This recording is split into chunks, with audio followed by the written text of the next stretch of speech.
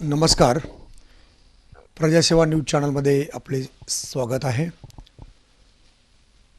सध्या नगर परिषद आणि महानगरपालिकेच्या पाठोपाठ संपूर्ण राज्यामध्ये सोलापूर जिल्ह्यामध्ये स्थानिक स्वराज्य संस्थेचा महत्त्वाचा कणा असलेल्या जिल्हा परिषद पंचायत समितीच्या निवडणुकीचं वारं वाहत आहे आणि त्याच अनुषंगानं आज आपण मोहोळ नगर परिषदेचे प्रथम नगराध्यक्ष आणि यावेळेस ऐतिहासिक विजय प्राप्त केलेले तर नगराध्यक्ष निवडणुकीमध्ये सुद्धा किंगमेकर ठरलेले आणि राजकारण समाजकारण करत असताना आपला माणूस म्हणून एक नवीन क्रेज मोहोळ शहरच नव्हे तालुक्यात जिल्ह्यात निर्माण केलेले असे एक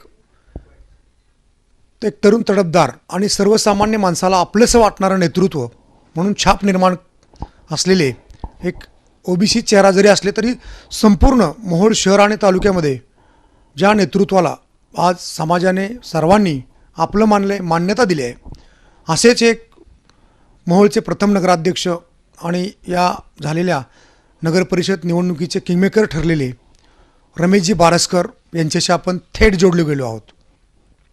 सर्वप्रथम आपण त्यांचं स्वागत करूया. नमस्कार. नमस्कार. तर एक मोहोळ नगर परिषदकडे संपूर्ण राज्याचे लक्ष लागले होते. एवढेच नव्हे तर रमेशजी बारसकर यांचा पराभव करण्यासाठी मोठमोठ्या नेत्यांच्या मोठमोठ्या सभा झाल्या. एवढे अथक प्रयत्न करून सुद्धा आपण ऐतिहासिक विजय कसा प्राप्त केला? मुद्दई लाख बुरा चाहे तो क्या होता है वही होता है जो मंजूर खुदा होता है.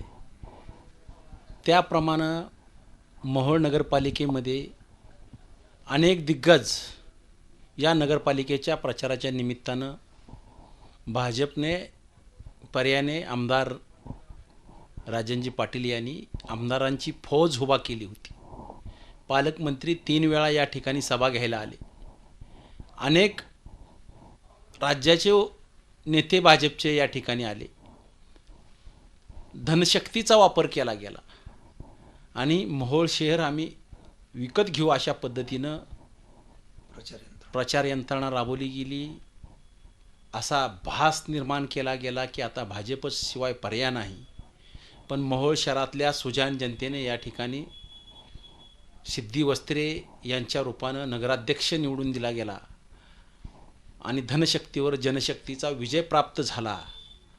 एकीकडे हजारो करोडो रुपयाचा टॅक्स भरणारा क्षीरसागर कुटुंब आणि दुसरीकडे सर्वसामान्य कुटुंबामध्ये जन्माला आले सिद्धी वस्त्रे यांनी क्षीरसागरवर या ठिकाणी विजय प्राप्त केला. राहता राहिला प्रश्न प्रभाग क्रमांक 3च्या निवडणुकीमध्ये 2 तारखेला मतदान नव्हतं तर ते 20 तारखेला मतदान पुढे गेलं होतं. मतदान लांबलं. त्यामुळे 5-5 आमदार त्या प्रभागात आले. रमेश बारसकरचा पराभव झाला पाहिजे याच्यासाठी मनाची खुणगाठ बांधली. सर्व तयारीनिशी उतरले. पण बहादर मतदारांनी पुढच्या 3ही उमेदवाराची भाजप असेल, मशाल शिवसेना असेल, अपक्ष असेल तिघांचीही डिपॉझिट जप्त करून विक्रमी मतानं या ठिकाणी मला निवडून दिलं. सांगण्याचं तात्पर्य एवढंच आहे की मुद्दई लाख बुरा चाहे तो क्या होता है वही होता है मंजूर खुदा होता है. तुम लाख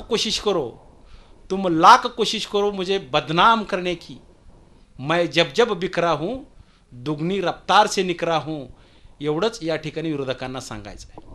अगदी ठोस विरोधकांना अगदी आक्रमकपणे अगदी शहरमधून त्यांनी उत्तर दिलेलं आहे. दुसरा एक प्रश्न असा आहे की आपण कोणतंही आपल्याला वारसा नसताना कोणताही आपल्या हे नसताना सुद्धा या मोहोळ शहर आणि तालुका जिल्ह्यामध्ये आज आपण समाजकारण राजकारण हे करत आहात. मग यातून तुम्ही कसं म्हणजे राजकारण समाजकारणाकडे आलात? सुरुवात घरातूनच. आमचे वडील पहिलवान होते. गवत्या मारुती तरुण मंडळ शक्तिदेवी नवरात्र महोत्सवाचे ते पहिले अध्यक्ष. ज्या पद्धतीनं मी जसा मोहोळ शहराचा पहिला नगराध्यक्ष झालो तसाच शक्यदेवी नवरात्र महोत्सव गवत्या मारुती चौक याचे पहिले अध्यक्ष माझे वडील होते. आमचे चुलते समाजकार्यामध्ये, माझा मोठा भाऊ उपसरपंच समाजकार्यामध्ये, सातत्यानं गवत्या मारुती तरुण मंडळाच्या माध्यमातून समाजकार्यामध्ये आमचं कुटुंब नेहमी झुकून देऊन काम करत होतं. त्यांच्याच पावलावर पाऊल ठेवून समाजकार्यामध्ये आपण या ठिकाणी काम केलं पाहिजे. आणि ते समाजकार्यामध्ये काम करत असताना, क्रीडा क्षेत्रामध्ये काम करत असताना, निवडणुकीच्या क्षेत्रामध्ये मी कसा वडलो गेलो हे मला देखील समजलं नाही. पहिली ग्रामपंचायत, दुसरी ग्रामपंचायत विक्रमी मताने या शहरामध्ये आमच्या मतदारांनी विजय केलं. नगरपरिषदला त्या ठिकाणी स्वतःचा पॅनल अपक्ष उभा केला गेला. त्यावेळी देखील विक्रमी मतानं प्रभागातल्या जनतेने निवडून दिलं. आणि आता चौथ्यांदा देखील विक्रमी मतानं, म्हणजे 4 निवडणुका झाल्या, चारीच्या चारी निवडणुकीमध्ये मोहोळ शहरामध्ये नव्हे तर महाराष्ट्रामध्ये रेकॉर्ड करण्याचं काम या ठिकाणी प्रभाग क्रमांक 3च्या जनतेनं केलं. आणि या ठिकाणी माजी आमदार राजनजी पाटील असतील, यशवंत माने असतील, राम सातपुते असतील, या ठिकाणचे कल्याण शेट्टी असतील, असे अनेक जण माझा पराजय करण्यासाठी आले. पण त्यांना या ठिकाणी प्रभाग क्रमांक 3च्या मोहोळ शहरातल्या जनतेनं चपराक दिली. आणि रमेश कदम यांना देखील सांगितलं की तुम्ही कितीही पाठिंबा दिला तर लोक तुम्हाला स्वीकारणार नाहीत, तर रमेश बारसकरला आम्ही स्वीकारणार, अशा पद्धतीचा संदेश मोहोळ शहरातल्या प्रभाग क्रमांक 3च्या जनतेनं दिला. अगदी मोहोळ शहर त्याचबरोबर तालुका जिल्ह्यामध्ये आपण सर्वसामान्य माणसांची कामं केल्यामुळे त्याचाच आपल्याला या निवडणुकीत किंवा फायदा झाला असं आपल्याला निश्चितपणे वाटत असेल. नक्कीच सर्वसामान्याच्या कामाला आपण गेल्यानंतर, सर्वसामान्याच्या सुखदुःखामध्ये आपण गेल्यानंतर, सर्वसामान्यासाठी धावून गेल्यानंतर ते जाण ठेवतात. आणि जाण ठेवणारी माणसं हे सर्वसामान्य असतात, धनदांडगे नसतात. तर सर्वसामान्य लोकांच्या अडीअडचणीला जाण्याची भूमिका सातत्यानं आमची असते. त्यामुळं आमच्या अडचणीमध्ये देखील ते धावून येतात. सुखदुःखामध्ये आपण जातो, वेगवेगळ्या विकास कामाच्या माध्यमातून आपण त्यांना या ठिकाणी सहकार्य करण्याची भूमिका घेतो, वेगवेगळ्या स्कीम त्यांच्यापत्र पोचवतो. आणि ज्यावेळेला त्यांच्यावर संकट येईल त्या संकटात सगळ्यात आधी धावून जाण्याची भूमिका आमची असते. त्यामुळं ते लोक देखील आमच्या संकटात धावून येतात. अगदी बरोबर आहे. सर्वसामान्य माणूस किंवा एक माणूस इतिहास घडवू शकतो, राजकारण असेल, समाजकारण असेल, आणि त्यांच्यासाठी धावून गेल्यामुळं हे नागरिक धावून येतात असंही रमेश बारसकर यांचा ठाम मत आहे. दुसरा प्रश्न राहिला, आपण एवढं राजकारण समाजकारण करत असताना शून्यातून पुढं आलात, त्याचबरोबर जी क्रीडा क्षेत्र आहे, कुस्ती क्षेत्र आहे, यालासुद्धा आपण कसं सहकार्य करत आहात आजपर्यंत? मुळात क्रीडा क्षेत्राची आवड आहे. मी स्वतः कुस्तीचा खेळाडू, कबड्डी, उंच उडी, लांब उडी, क्रिकेट, खो खो अशा वेगवेगळ्या खेळामध्ये प्रावीण्य मिळवलेला आमची क्रिकेटची team GM club, one man show cricket club या ठिकाणी गवत्या मारुतीच्या तालमीमध्ये तयार झालो. अकलूजला तालमीमध्ये होतं.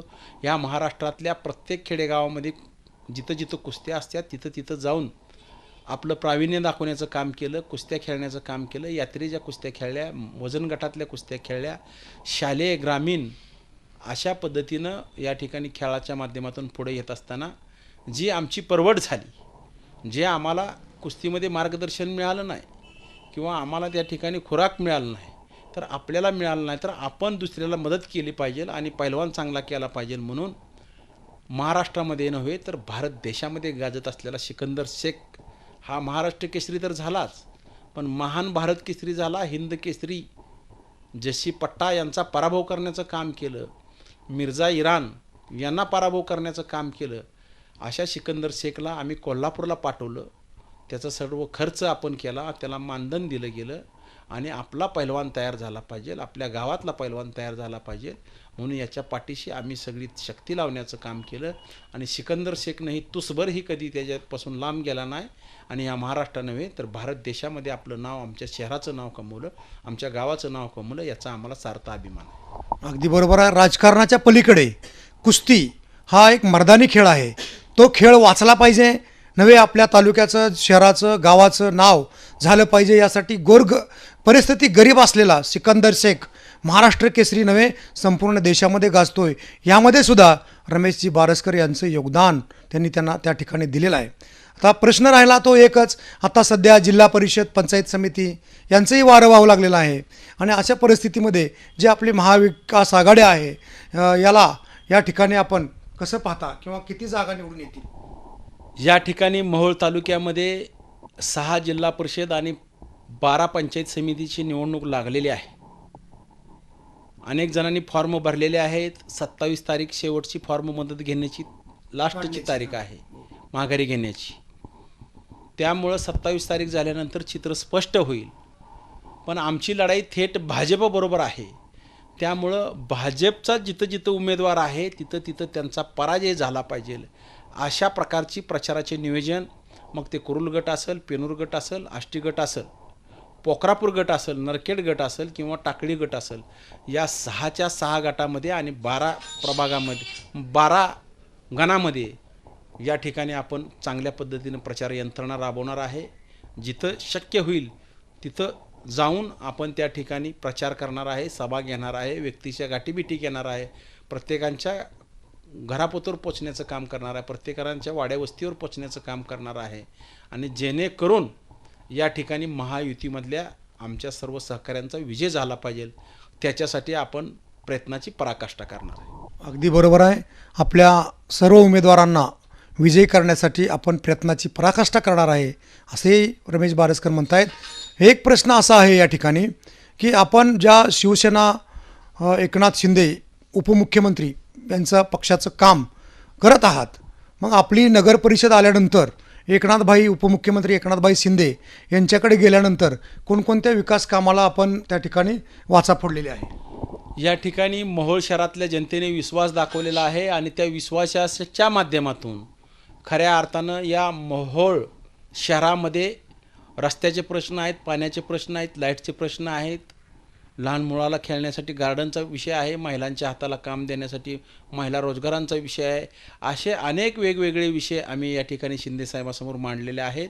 नगर विकास खातं त्यांच्याकडं आहे आणि मोहोळचा चेहरामाहेरा बदललेला येणाऱ्या 5 वर्षामध्ये दिसेल आणि लोक 2030ला ज्यावेळेला मतदान होईल त्यावेळेला समाधानानं आमच्या पार्टीला मतदान करतील अशा प्रकारचं काम, ऐतिहासिक काम आम्ही करून दाखवू. 2030मध्ये ज्यावेळेस पुन्हा निवडणूक होईल त्यावेळेस एक ऐतिहासिक काम आम्ही नगरविकास मंत्री तथा उपमुख्यमंत्री एकनाथभाई शिंदे यांच्या माध्यमातून करू, मोहोळ मॉडेल उभा करू, चेहरामोहरा बदलू असंही या ठिकाणी शेवटी बोलताना रमेश बारसकर यांनी ठामपणे सांगितलं आहे. कॅमेरामॅन ईश्वर आंबटसह दादासाहेब नीळ, प्रजासेवा न्यूज, सोलापूर, मोहोळ.